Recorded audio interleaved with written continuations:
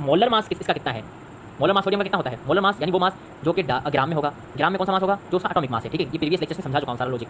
अब सोडियम का जो एटॉमिक मास होता है वो कितना होता है 23 ग्राम पर मोल, मतलब एक मोल सोडियम का लोगे तो उसमें कितना ग्राम सोडियम मिलेगा 23। तो अब मुझे पता है कि जी 23 ग्राम्स पर मोल, एक मोल में सोडियम एटम कितना मास होता है 23 ग्राम्स। ग्राम वाला मास मोलर मास होता है। ठीक है ना। हेलो एवरीवन, आज lecture number 4 of stoichiometry class 11 chemistry same board में हम कुछ न्यूमेरिकल्स को सॉल्व करेंगे। जिनमें सबसे पहला, और ये इनका बराह रास्त ताल्लुक बुक से है। ठीक है, सारे के सारे न्यूमेरिकल्स जो भी हम सॉल्व करेंगे। अब सबसे पहला न्यूमेरिकल है calculate the number of malls into 5.5 gram of sodium metal. अब देखें, इधर आपसे कैलकुलेट करने को बोल रहा है कि जैसे फॉर एग्जांपल कहीं से भी हमारे पास कितना, कहीं से भी, अब ये इमेजिन ये लेब में हो आप और 25.5 ग्राम ऑफ सोडियम आपको मिला है। ठीक है, बोल रहा है इसके नंबर ऑफ मोल्स कितने होंगे। तो जैसे कल की जो प्रॉब्लम्स थी, सॉरी कल का जो लेक्चर था उसमें हमने प्रॉब्लम्स एग्जाम्पल्स सॉल्व की थी, जिसके मुताबिक मैंने आपको बताया था कि आपको मास कोई भी दे दें, आपको पता चल जाएगा कि उसके नंबर ऑफ पार्टिकल्स कितने हैं। अब हमेशा मोलर मास की वैल्यू नहीं देगा, तो इसके लिए आप सबसे पहले क्या करेंगे, सबसे पहले आप डेटा बनाएंगे। ठीक है, डेटा बनाएंगे और सबसे पहले आप बताएंगे कि हमारे पास क्या है, गिवन मास क्या है, गिवन मास कितना दिया गया है आपको, गिवन मास कितना है, given mass is equal to 25.5 gram. आप इस तरह से भी लिख सकते हैं given mass of sodium metal. सही है, ये हमें कितना दिया गया है लेब में, जैसे फॉर एग्जांपल लेब में बता रहा है, बोल रहा है 25.5 ग्राम ऑफ सोडियम मेरे पास है, बताओ इसके नंबर ऑफ मोल्स कितने हैं।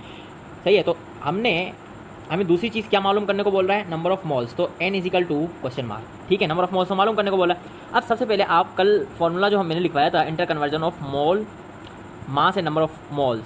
ठीक है ना, तो अब मास दिया जाए तो नंबर ऑफ मोल्स किस तरह से मालूम करेंगे।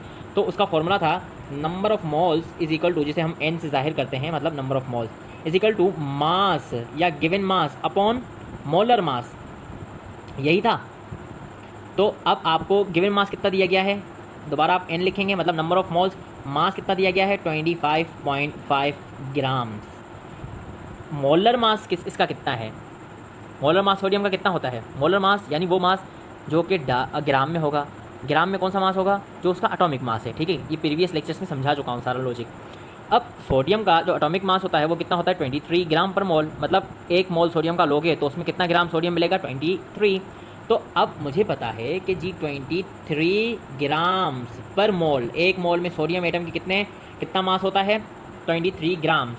ग्राम वाला मास मोलर मास होता है। ठीक है ना, ये मोलर मास कौन सा है, यानी 1 मोल का मास। सही है, और इसके साथ साथ आपको पता है एटॉमिक मास से मोलर मास में किस तरह से आते हैं। तो अब इसी मास से मैं इसे यहाँ पे डिवाइड कर दूंगा। ठीक है, 23 ग्राम पर मोल। अब ग्राम से ग्राम कैंसिल, ये ऊपर जाएगा और मल्टीप्लाई में आ जाएगा, तो नंबर ऑफ मोल्स इसके मेरे पास कितने आ जाएंगे, ये कैलकुलेटर, और उसमें आप लिखेंगे जितना आपको मास दिया गया है 25.5 दिया गया है, 5 डिवाइडेड बाय 23, मतलब इसका मोलर मास। तो मेरे पास जवाब आता है 1.10। इसके साथ यूनिट क्या लगेगा, जो बच गया मोल। तो आप देख सकते हैं प्रॉब्लम नंबर 1.1 सॉल्व हो चुकी है।